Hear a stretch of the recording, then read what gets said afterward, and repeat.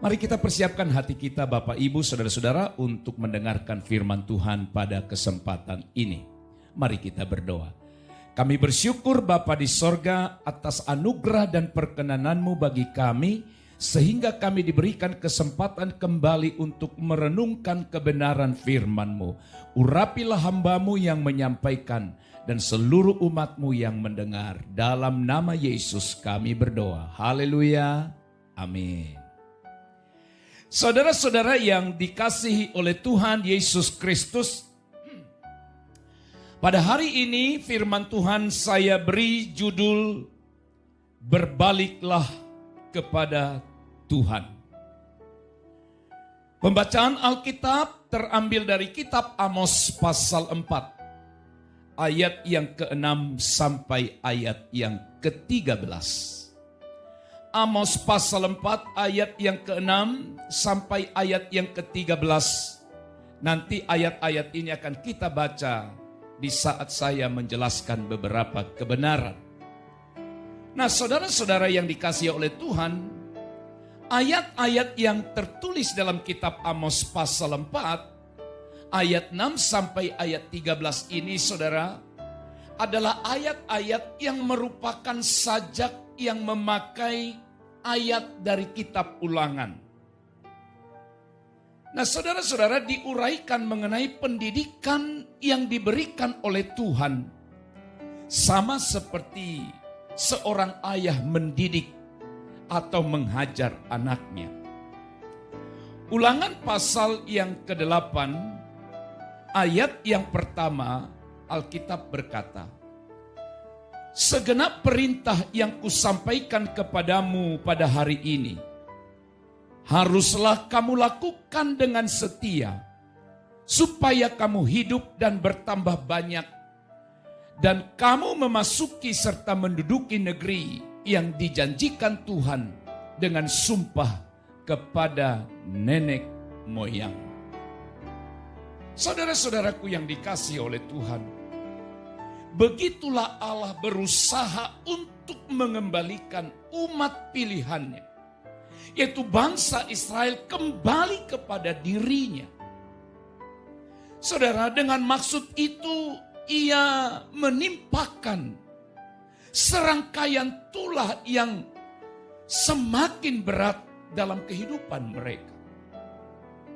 Tetapi saudara-saudara, usaha Tuhan dengan mengizinkan berbagai tulah sepertinya sia-sia saja, tidak membawa perubahan bagi kehidupan bangsa Israel. Dalam berbagai kesempatan dalam firman Tuhan dijelaskan, saudara-saudara, contoh misalnya Yesaya pasal 9 ayat 12. Alkitab berkata, "Tetapi bangsa itu tidak kembali kepada Dia yang menghajarnya, dan mereka tidak mencari Tuhan semesta alam." Juga dalam kitab Yesaya pasal 42 ayat 25, di sana dikatakan, "Maka Ia telah menumpahkan kepadanya kepanasan amarahnya dan peperangan yang hebat, yang menghanguskan dia dari sekeliling. Tetapi ia tidak menginsafinya. Dan yang membakar dia, tetapi ia tidak memperhatikannya." Juga dalam kitab Hosea pasal yang ke-7 ayat yang ke-10, firman Tuhan berkata, "Kecongkakan Israel menjadi saksi terhadap dirinya. Namun mereka tidak berbalik kepada Tuhan, Allah mereka, dan tidak mencari Dia, kendati semuanya itu." Juga dalam Hagai pasal 2 ayat 18, Alkitab berkata, "Aku telah memukul kamu dengan hama dan penyakit gandum, dan segala yang dibuat tanganmu dengan hujan batu. Namun kamu tidak berbalik kepadaku." Demikianlah firman Tuhan. Bapak Ibu, ayat-ayat ini mengajarkan atau mengingatkan kita bahwa Allah punya kerinduan supaya bangsa itu berbalik kepada Tuhan. Allah izinkan berbagai macam mara bahaya, berbagai macam tulah, berbagai macam kesukaran hidup.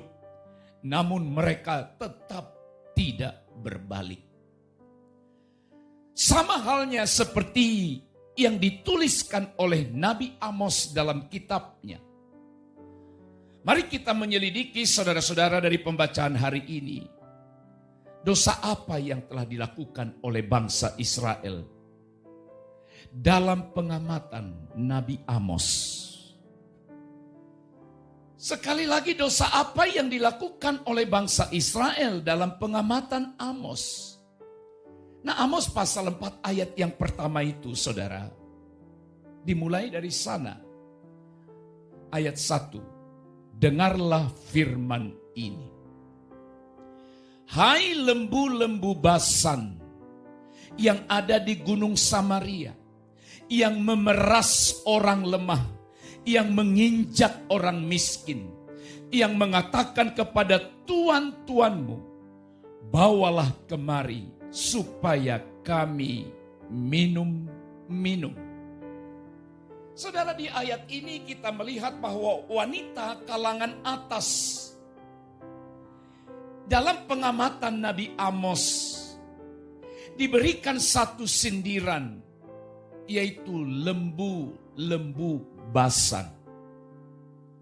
Tahukah Bapak Ibu Saudara bahwa yang dimaksud dengan lembu Basan itu adalah ternak Kanaan yang berketurunan murni dan diberi makanan yang cukup. Itulah lembu Basan. Mazmur 22 ayat 13 berkata, banyak lembu jantan mengerumuni aku, banteng-banteng dari Basan mengepung aku. Nah, saudara-saudaraku yang dikasih oleh Tuhan, dari ayat ini kita belajar satu pelanggaran yang dilakukan oleh para wanita-wanita, para istri-istri, sebagaimana dipandang dilihat oleh Nabi Amos. Di mana saudara-saudara para wanita ini minum anggur.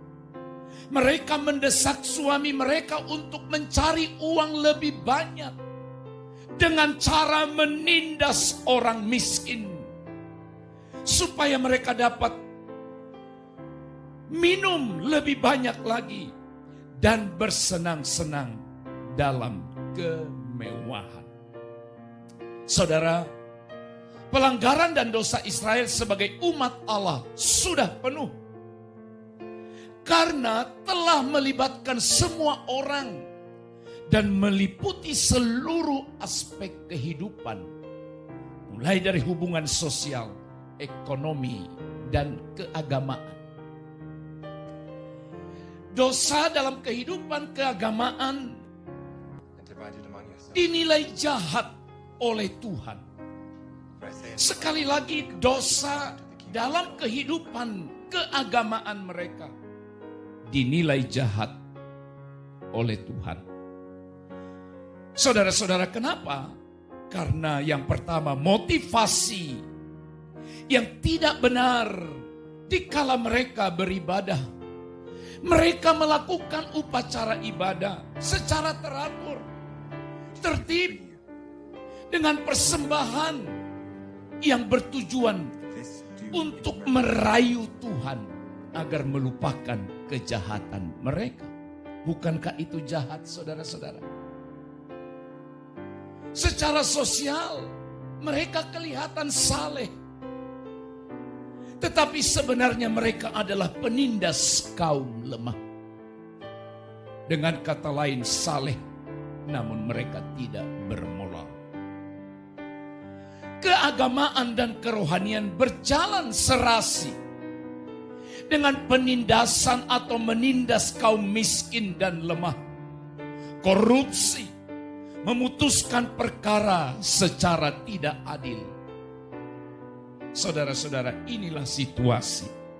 Inilah keadaan yang bertentangan dengan pemahaman iman tentang arti ibadah itu sendiri. Padahal kita tahu saudara-saudara, ibadah dalam arti yang sesungguhnya adalah pengabdian secara utuh kepada Allah dalam bentuk ritual yang juga meliputi seluruh sikap hidup kita sehari-hari. Bapak, Ibu, saudara-saudara, inilah pelanggaran.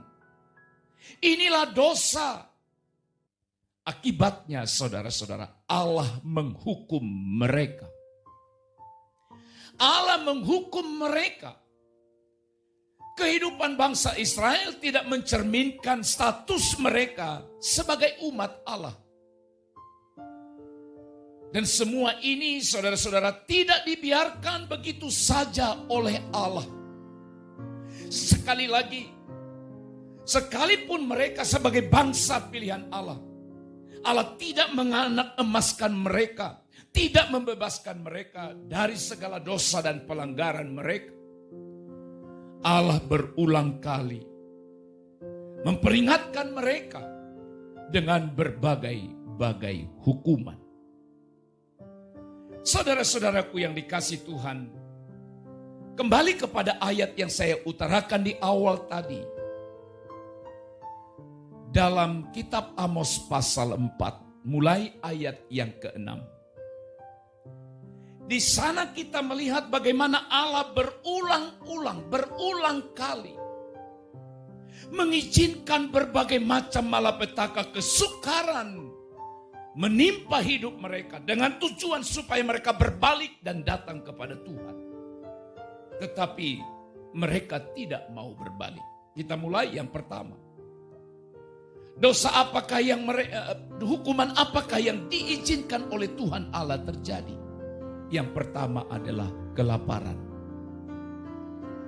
Ayat yang ke-6 berkata, sekalipun aku ini telah memberi kepadamu gigi yang tidak disentuh makanan di segala kotamu dan kekurangan roti di segala tempat kediamanmu. Namun kamu tidak berbalik kepadaku, demikian firman Tuhan. Hukuman yang pertama Allah izinkan terjadi kelaparan. Namun saudara-saudara, itu tidak mengubah mereka. Itu tidak membuat mereka untuk berbalik dan datang kepada Tuhan. Kelaparan. Yang kedua, hukuman yang Tuhan izinkan terjadi bagi mereka, ayat yang ke-7 dan ayat yang ke-8. Aku pun telah menahan hujan daripadamu. Ketika 3 bulan lagi sebelum panen, aku menurunkan hujan ke atas kota yang satu dan tidak menurunkan hujan ke atas kota yang lain.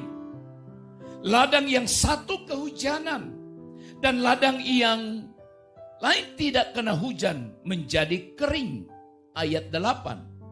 Penduduk 2-3 kota pergi terhuyung-huyung ke suatu kota untuk minum air, tetapi mereka tidak menjadi puas.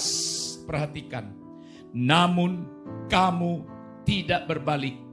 Demikianlah firman Tuhan. Hukuman yang kedua, selain kelaparan, maka yang kedua terjadinya kekeringan. Mereka sulit mendapatkan air untuk diminum. Tanaman-tanaman mereka pun akhirnya rusak oleh karena dilanda kekeringan. Tapi itu pun tidak membuat mereka untuk insyaf dan sadar dan berbalik kepada Tuhan. Yang ketiga, saudara-saudara, apa hukuman yang Allah berikan kepada mereka? Yang bermaksud supaya mereka berbalik kepada Tuhan. Ayat yang ke-9. Aku telah memukul kamu dengan hama dan penyakit gandum. Telah melayukan taman-tamanmu dan kebun-kebun anggurmu. Pohon-pohon ara dan pohon-pohon zaitunmu dimakan habis oleh belalang. Namun kamu tidak berbalik kepadaku. Demikianlah firman Tuhan. Saudara-saudara yang dikasihi Tuhan, hukuman yang ketiga, Allah izinkan hama dan penyakit tanaman menimpa seluruh tanaman mereka, merusak semua tanaman mereka. Namun Bapak Ibu Saudara-saudara, Alkitab berkata, mereka pun tidak mau berbalik kepada Tuhan. Hukuman yang keempat, ayat yang ke-10. Aku telah melepas penyakit sampar ke atasmu seperti kepada orang Mesir. Aku telah membunuh terunamu dengan pedang pada waktu kudamu dijarah. Aku telah membuat bau busuk perkemahanmu tercium oleh hidungmu. Namun kamu tidak berbalik kepadaku. Demikian firman Tuhan. Hukuman yang keempat yang Tuhan izinkan terjadi dalam hidup mereka adalah wabah penyakit. Wabah penyakit yang dikatakan seperti kepada orang Mesir. Saudara-saudara, saya lagi merenungkan, apakah ini yang sekarang sedang terjadi atas seluruh dunia, atas bangsa kita? Tuhan izinkan wabah penyakit supaya orang-orang mencari Dia. Setiap orang bertelut menyembah Dia, mengaku Yesus sebagai Tuhan. Saudara, bangsa Israel mengalami. Namun ketika wabah penyakit terjadi dalam hidup mereka, mereka tetap berkeras tidak mau berbalik kepada Tuhan. Bapak Ibu Saudara, mari kita berbalik kepada Tuhan. Tuhan izinkan semua yang sekarang terjadi biar mengingatkan kita untuk mencari Dia. Yang kelima, saudara-saudara, kesukaran, hukuman yang Allah izinkan terjadi atas mereka. Di ayat yang ke-11. Aku telah menjungkir balikan kota-kota di antara kamu, seperti Allah menjungkir balikan Sodom dan Gomora, sehingga kamu menjadi seperti puntung yang ditarik dari kebakaran. Perhatikan, namun kamu tidak berbalik kepadaku. Demikianlah firman Tuhan. Hukuman yang kelima, saudara-saudara, adalah penghancuran beberapa kota. Ada kota-kota yang sengaja Tuhan izinkan dihancurkan. Namun saudara, mereka tidak berbalik. Dari 5 hukuman ini, saudara, bagaimana bangsa Israel menyikapinya? Kalau saudara masih ingat pembacaan hari ini, dari 5 hukuman ini, sengaja atau selalu diakhiri dengan kalimat, namun kamu tidak berbalik kepadaku. Setiap bentuk hukuman yang ditimpakan Allah, mereka tetap berkeras, tidak mau berbalik, tidak mau bertobat. Saudara-saudara, itulah yang terjadi di kala itu. Nah, saudara-saudara, lalu bagaimana Allah melihat semua itu? Allah menjatuhkan vonis terakhir atas bangsa itu oleh karena sikap mereka yang berkeras, tidak mau berbalik kepada Tuhan. Ayat yang ke-12 berkata, sebab itu demikianlah akan kulakukan kepadamu, hai Israel. Oleh karena aku akan melakukan yang demikian kepadamu, maka bersiaplah untuk bertemu dengan Allahmu, hai Israel. Perhatikan ayat yang terakhir, maka bersiaplah untuk bertemu dengan Allahmu, hai Israel. Hukuman apa yang Tuhan mau berikan kepada mereka dengan berkata, bersiaplah untuk bertemu dengan Allahmu, hai Israel. Kitab Amos tidak terlalu menjelaskan. Namun kalau kita lihat pasal selanjutnya, pasal 5, di dalam ayat yang pertama sampai ayat yang ketiga, Alkitab berkata begini. Amos pasal 5 ayat 1 sampai 3. Dengarlah perkataan ini yang kuucapkan tentang kamu sebagai ratapan, hai kaum Israel. Telah rebah, tidak akan bangkit lagi anak darah Israel. Terkapar di atas tanahnya, tidak ada yang membangkitkannya. Sebab beginilah firman Tuhan Allah kepada kaum Israel. Kota yang maju berperang dengan 1.000 orang, daripadanya akan tersisa 100 orang. Dan yang maju berperang dengan 100 orang, daripadanya akan tersisa 10 orang. Ayat ini mengingatkan, kalau mereka tidak bertobat, kalau bangsa itu tidak berbalik, maka mereka akan sampai kepada satu keadaan hidup di mana mereka akan meratap secara luar biasa. Saudara-saudaraku yang dikasihi oleh Tuhan, berbalik kepada Tuhan. Pertanyaannya sekarang adalah bagaimana seseorang bisa berbalik kepada Tuhan? Bangsa itu tidak mau berbalik. Secara singkat saya mengajak saudara untuk melihat sebuah aplikasi kehidupan dari anak yang hilang. Bagaimana seseorang bisa berbalik, meninggalkan dosanya dan datang kepada Tuhan. Yang pertama saudara, belajar dari kehidupan anak yang hilang. Dalam Lukas pasal 15 ayat 17.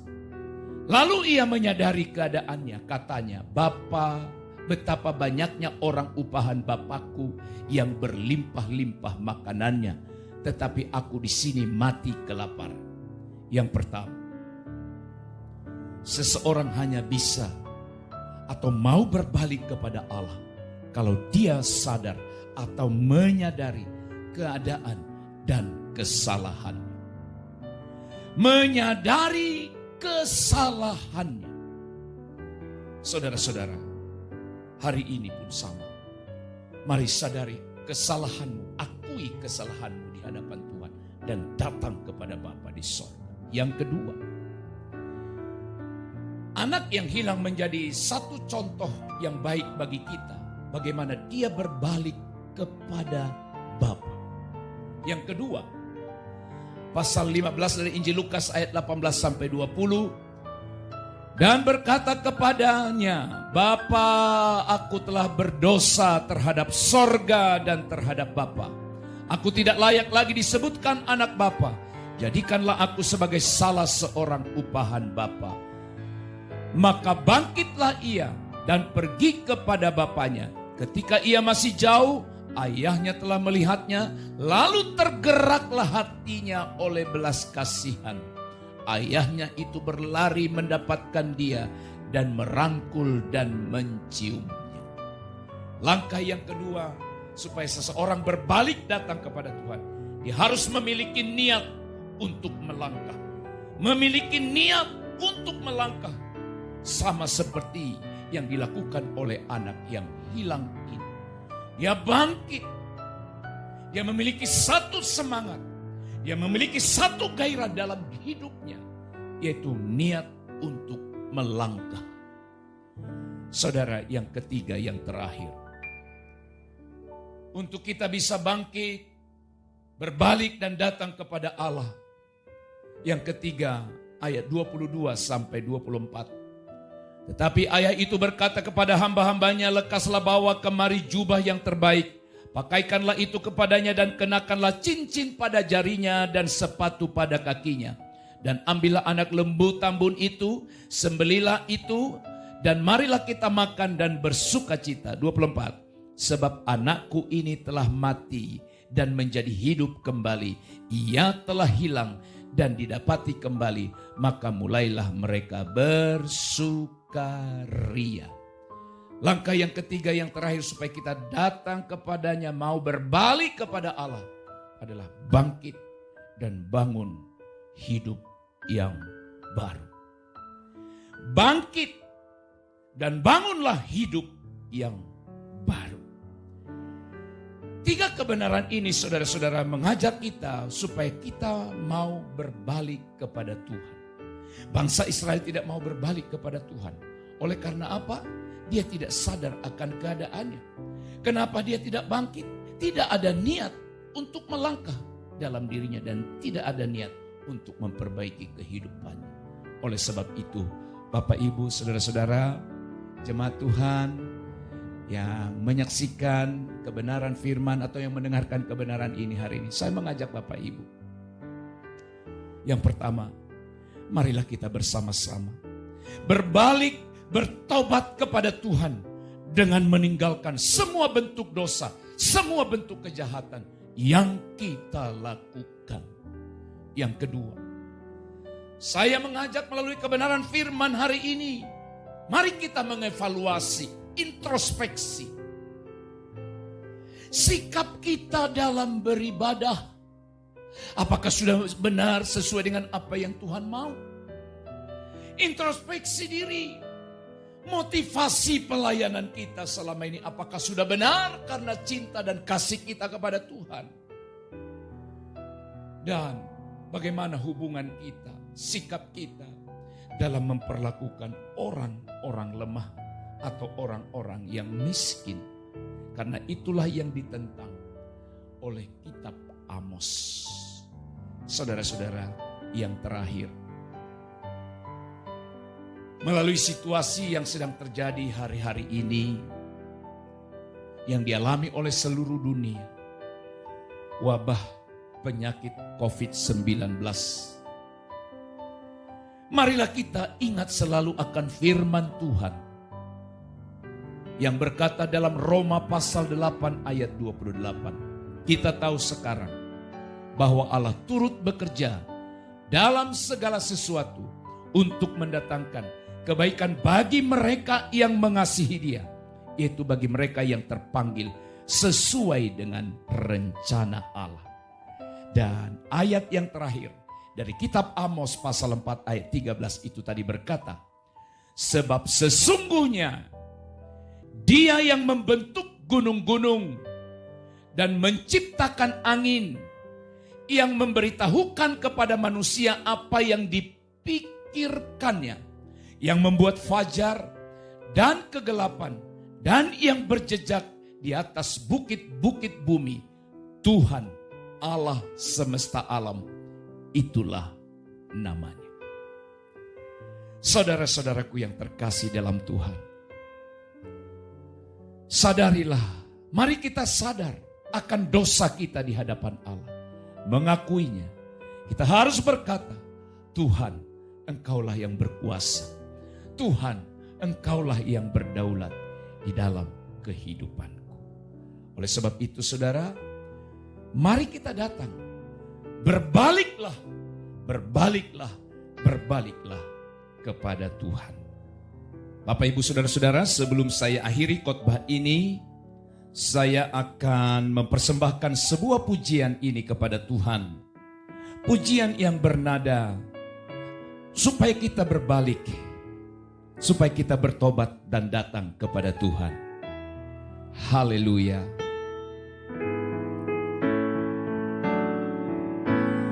Bertobatlah dan balik pada Bapa.